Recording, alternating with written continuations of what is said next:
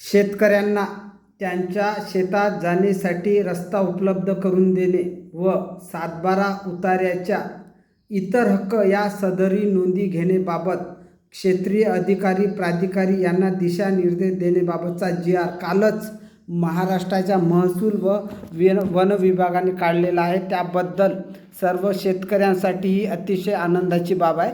कारण शेतकऱ्यांना त्यांच्या शेतात जाण्यासाठी रस्त्याची गरज असतेच, प्रश्नच नाही प्रत्येकाला. आणि होतं काय की मध्ये जर कोणाचं तिकडे मधल्या भागात जर कोणाचं शेत असेल तर त्याला शेतात जायचं असते. आणि आजकाल काय अगोदर आणि आज खूप फरक पडलेला आहे शेतीच्या पद्धतीमध्ये.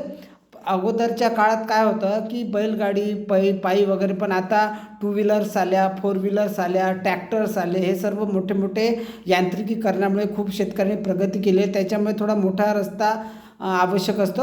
आणि याची नोंद किंवा याचा उल्लेख महाराष्ट्र जमीन महसूल कायदा 1966च्या कलम 143 त्याचप्रमाणे मामलेदार कोर्ट ॲक्ट 1906 मधील आर्टिकल 5 नुसार याची नोंद आहे.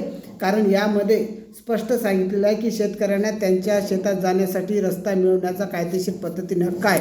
तर याचाच आधार घेऊन काल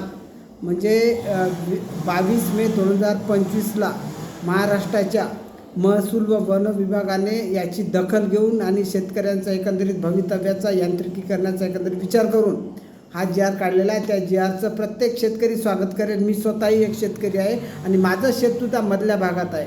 म्हणजे कुठल्या रोडवर नाही, इकडूनही रोडवर नाही, तिकडून रोडवर. मलासुद्धा या गोष्टीचा भरपूर प्रमाणात त्रास झालेला आहे. आणि या निर्णयामुळे, या जी.आरमुळे मला किंवा आजूबाजूच्या पूर्ण प्रत्येकाला या निर्णयाचा फायदा होणार आहे. त्या निर्णयाचं मी स्वतः एक शेतकरी म्हणून एक व्यक्तिशः स्वागत करतो.